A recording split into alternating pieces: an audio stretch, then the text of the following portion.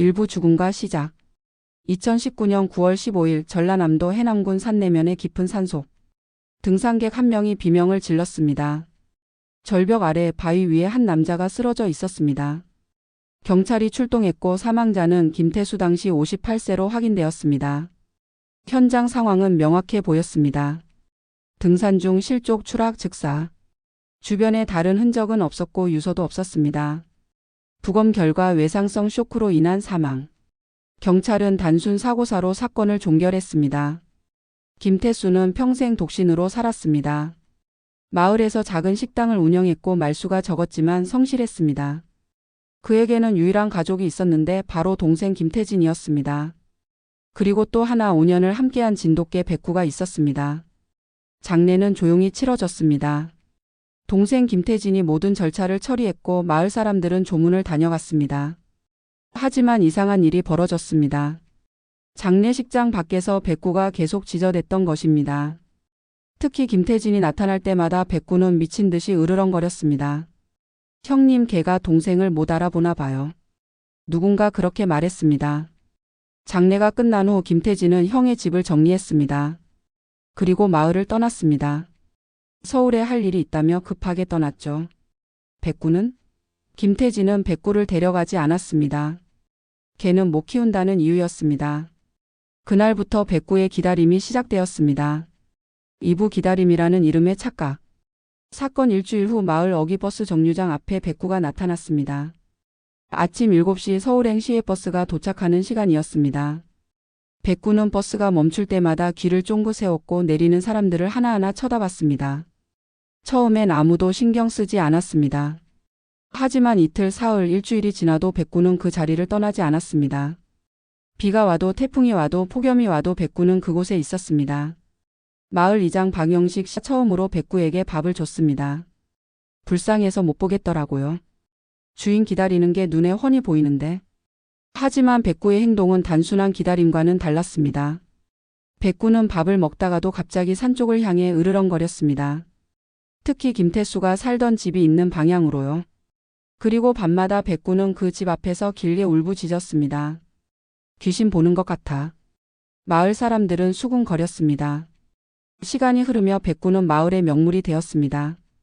SNS에는 해시태그 충견백구, 해시태그 한국의아치코 같은 해시태그가 달린 게시물들이 올라왔습니다.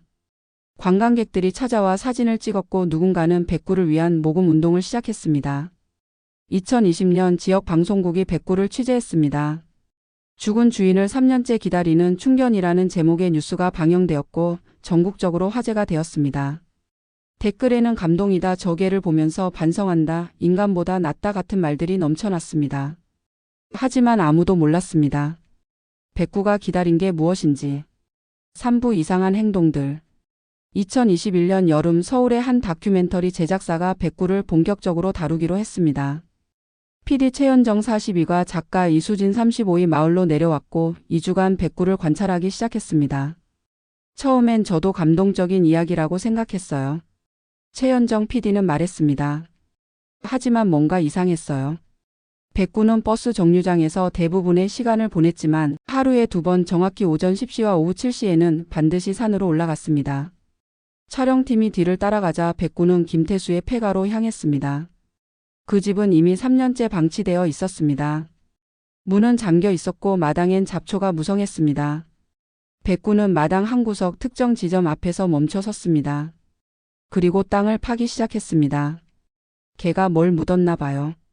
이수진 작가가 말했습니다. 하지만 백구는 파는 게 아니라 쌓고 있었습니다. 어딘가에서 주워온 작은 돌멩이들을 그곳에 차곡차곡 쌓고 있었던 것입니다. 마치 무덤을 만들듯이. 이건 뭔가 다른 것 같은데요. 최현정 PD는 직감적으로 느꼈습니다. 그날 밤 촬영팀은 야간 촬영을 시도했습니다. 적외선 카메라를 설치하고 백구의 행동을 관찰했죠. 자정이 넘어서자 놀라운 일이 벌어졌습니다. 백구가 갑자기 미친 듯이 짖기 시작했습니다. 산 쪽을 향해, 정확히는 그 돌무더기를 향해서요.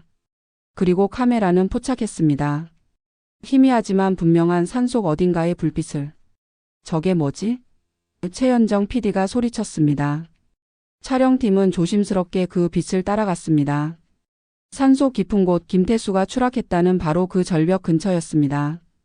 그리고 그곳엔 아무것도 없었습니다. 단지 최근에 누군가 다녀간 듯한 흔적만 있었죠. 다음 날 촬영팀은 마을 이장에게 물었습니다.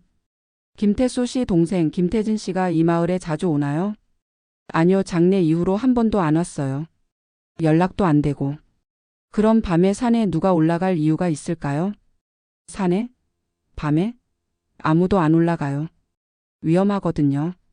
촬영팀은 경찰에 제보했습니다. 사고 현장 근처에서 이상한 행동을 목격했다고요. 사부 숨겨진 진실. 경찰은 처음엔 대수롭지 않게 여겼습니다. 하지만 촬영팀이 제공한 영상을 보고 생각이 바뀌었습니다. 특히 백구가 매일 돌을 쌓는 그 지점이 의심스러웠습니다. 2021년 9월 20일 정확히 사건 2년 후 경찰과 촬영팀은 함께 그 폐가로 향했습니다. 백구도 따라왔습니다.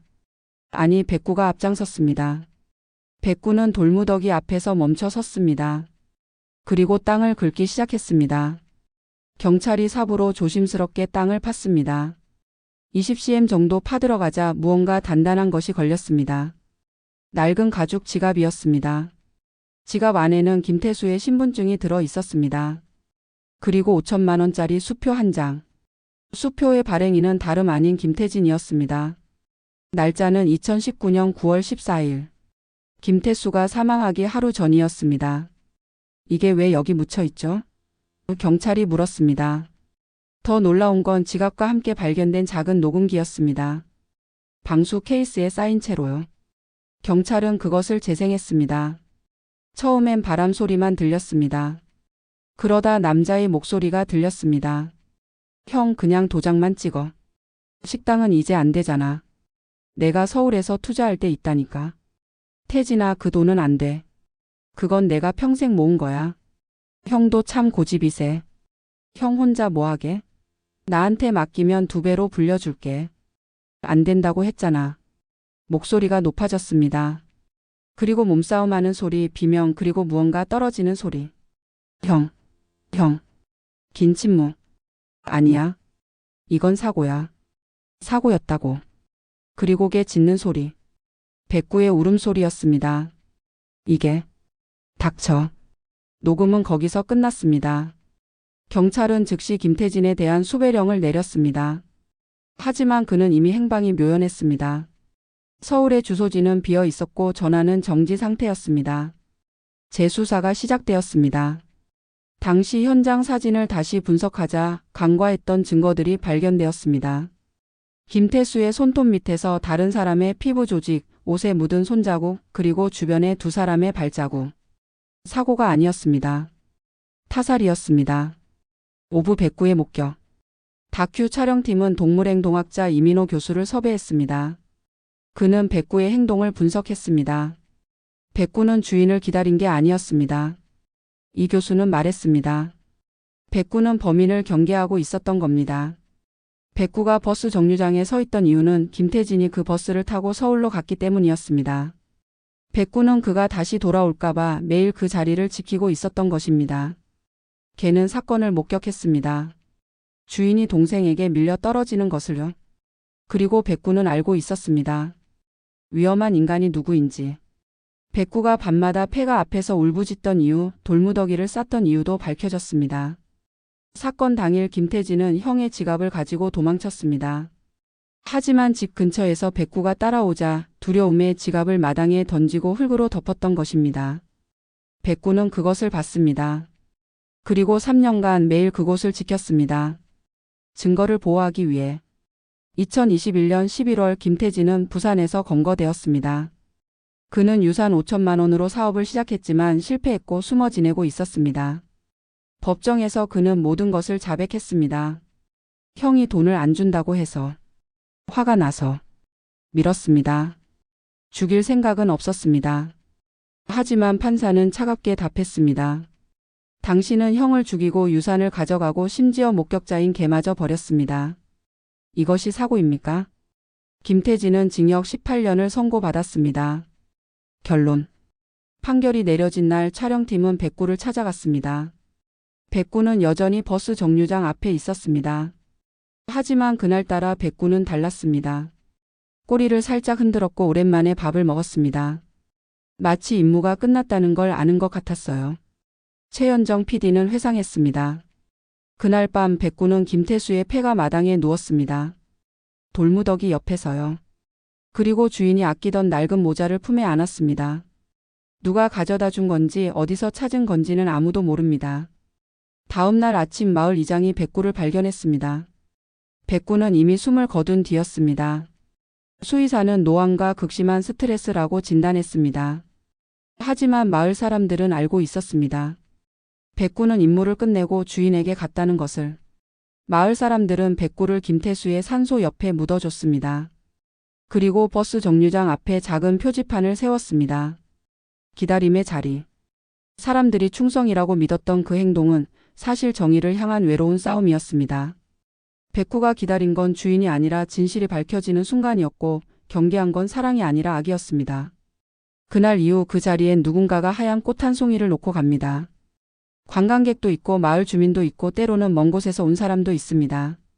그들은 모두 알고 있습니다. 이 자리는 단순한 기다림이 아니라 말 못하는 생명이 인간에게 보여준 가장 순수한 정의라는 것을. 2022년 봄 그 다큐멘터리 백구 기다림이라는 이름의 진실이 방영되었습니다. 시청률은 15%를 기록했고 수많은 사람들이 울었습니다. 하지만 이번엔 감동의 눈물이 아니었습니다. 부끄러움의 눈물이었습니다. 우리는 백구를 충견이라 불렀습니다. 하지만 백구는 그 이상이었습니다. 그는 목격자이자 증인이자 진실을 지킨 마지막 파수꾼이었습니다. 인간은 거짓을 말할 수 있습니다. 하지만 동물은 거짓을 모릅니다.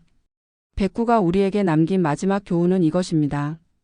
충성심은 아름답지만 정의감은 더 위대하다는 것. 그리고 때로 인간보다 동물이 더 인간적일 수 있다는 것. 지금도 그 버스 정류장 앞에는 백구의 사진이 걸려 있습니다. 사진 아래에는 이렇게 적혀 있습니다. 백구 2014-2021 주인을 기다린 것이 아니라 정의를 지킨 영혼. 당신이 만약 그 마을을 지나간다면 잠시 멈춰 서서 하얀 꽃 한 송이를 놓아주세요. 그리고 생각해 보세요. 우리가 감동이라 부르는 이야기 뒤에 얼마나 많은 진실이 숨겨져 있는지를.